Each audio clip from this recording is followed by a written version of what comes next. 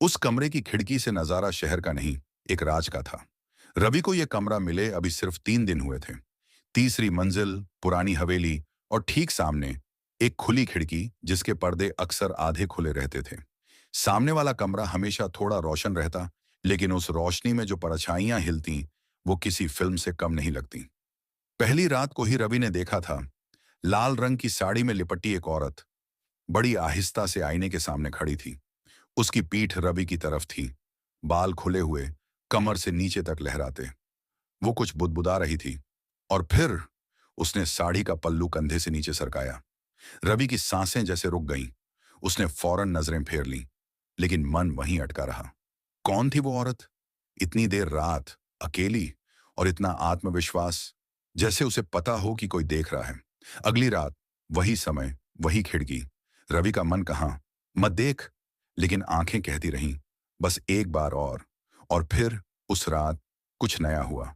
वो औरत इस बार सामने आई। पूरा चेहरा साफ दिखा, हल्का सिंदूर, गीले बाल, सोने की झुमकियां।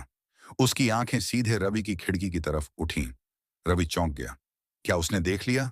क्या वो जानती है कि कोई देख रहा है?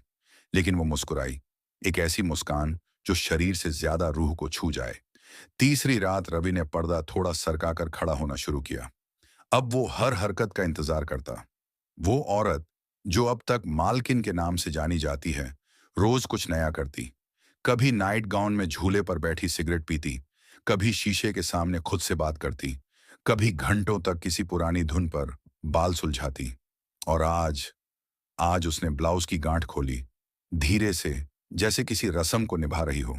उसके बदन पर हल्की पीली रोशनी पड़ रही थी, बस उतनी कि सब कुछ छिपे भी और दिखे भी। रवि की सांसें तेज थीं, दिल धड़क रहा था। फिर उसने कुछ ऐसा किया जिसकी रवि ने कल्पना भी नहीं की थी। उसने धीरे से सामने का पर्दा पूरा खोल दिया, और उसकी आंखें सीधे रवि से टकराईं। वो मुस्कुराई। तुम देख रहे हो ना? उसकी आंखें पूछ रही थीं। रवि पीछे हट गया, लेकिन देर हो चुकी थी। उस एक पल में कुछ टूट गया था, या शायद जुड़ गया था। उसने अपने कमरे की बत्ती बुझाई, लेकिन खिड़की से नजरें हटाई नहीं।